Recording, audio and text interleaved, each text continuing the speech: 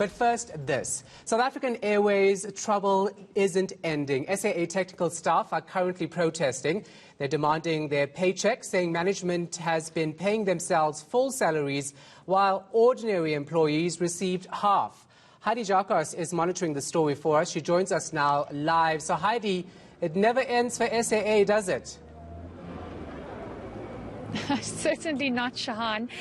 We find ourselves in quite a similar situation where you have SAA technical staff wanting answers from management, and this specifically speaks to the fact that they are claiming they were told at the very last minute they will only be getting 25% of their salaries.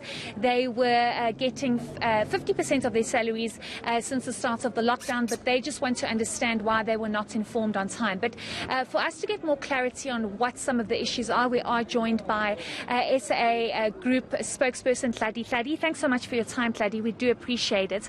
I think let's just start off. We arrived here. There were a number of workers protesting about this issue around salaries.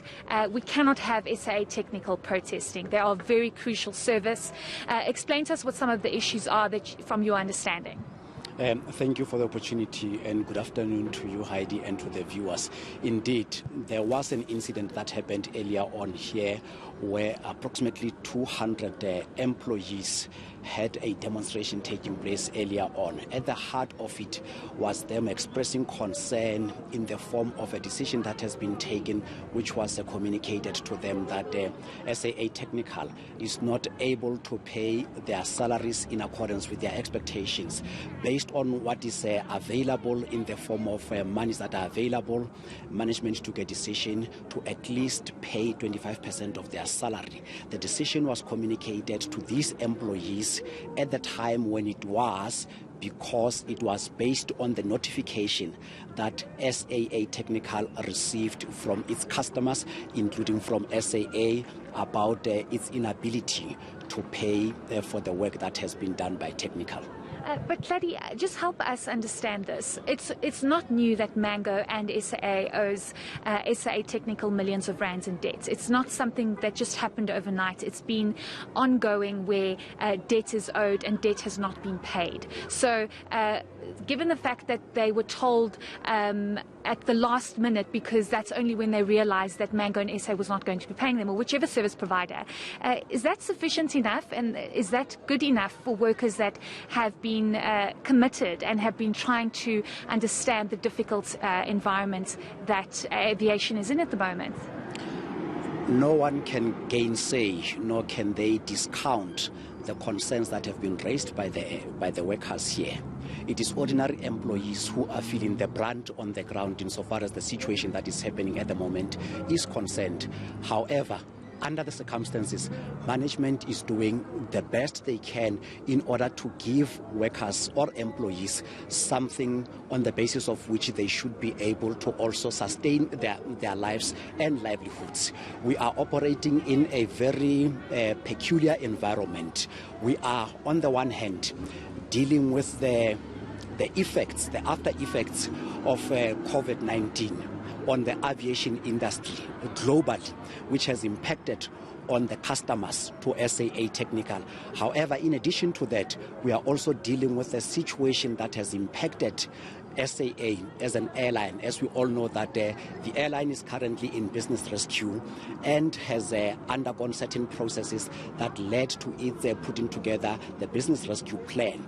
That plan, for its implementation to be effective, requires funding, and that has been communicated to the shareholder. So SAA, for its part, is waiting for money to become available so that it is able to meet its obligations to a number of stakeholders, including SAA Technical. So the situation was not an act of negligence, nor was it recklessness on the part of customers such as SAA, but they did what is available, what is dictated to them based on the material conditions on the ground. Okay, another very big concern here is that SAA Technical has withdrawn its services to Mango and SAA, and I know you cannot speak on behalf of Mango, but we need to understand what the impact on the ground is, given the fact that workers have been instructed to suspend their services, and we know that if you fly, you have to have a technical crew available for security clearance. We need to know, are these aircraft that are flying currently safe? What is the impact on the ground?